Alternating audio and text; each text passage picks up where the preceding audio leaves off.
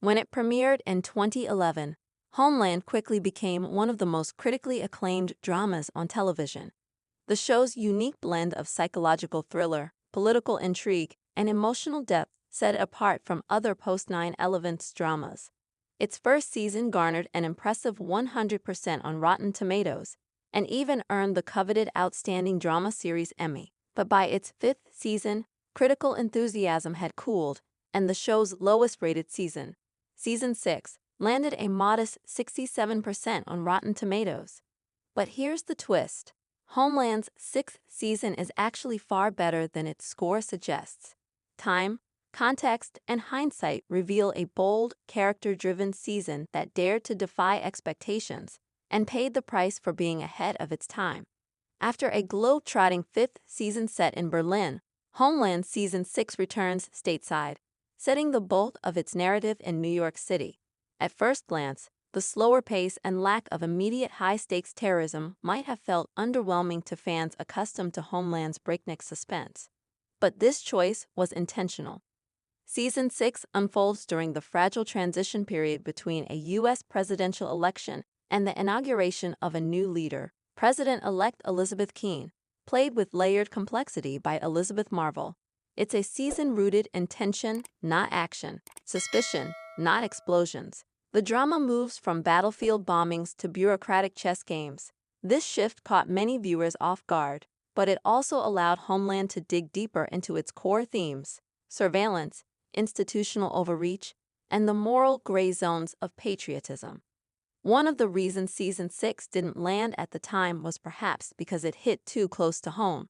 Premiering just days before Donald Trump's 2017 inauguration, the season explored deep state conspiracies, fake news manipulation, and the weaponization of intelligence agencies. At the time, critics questioned whether Homeland was leaning too far into political cynicism or spinning implausible scenarios. But seen in hindsight, Homeland's sixth season was uncannily prescient. The clash between an unorthodox president-elect and a distrustful intelligence community foreshadowed real-world controversies about loyalty, truth, and institutional accountability.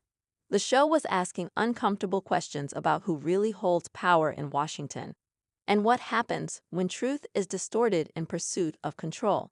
In 2017, these themes were raw and divisive. In 2025, they feel like essential viewing. While the political backdrop was polarizing, Homeland's sixth season excelled in its character development. Carrie Mathison, played with unwavering nuance by Claire Danes, is no longer a CIA agent but a legal advocate for Muslims unfairly targeted by counterterrorism policies. This evolution reflects Carrie's complex morality, her internal war between loyalty to her country and her deep empathy for its victims. Season 6 also gives us one of Rupert Friend's best performances as Peter Quinn. Recovering from a stroke and PTSD after Season 5's near-fatal sarin gas attack, Quinn's storyline is harrowing, tragic, and deeply human. His journey forces the audience to confront the real cost of the war on terror, not just in terms of politics, but personal sacrifice. The season's quieter moments, Carrie trying to be a mother, Quinn grappling with his trauma, Saul Berenson questioning his lifelong faith in the system, offer emotional complexity rarely seen in espionage thrillers. That's not to say Season 6 is perfect. The pacing drags at times, and a few plot lines, particularly the final assassination attempt and abrupt reversals, feel rushed or melodramatic. But these flaws don't outweigh the season's strengths.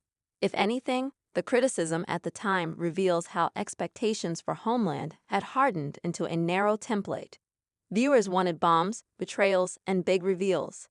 When Homeland chose nuance over noise, it lost some fans, but gained long-term relevance. Critics often note that Homeland rebounded in its final seasons, but the seeds of that rebound were planted in Season 6.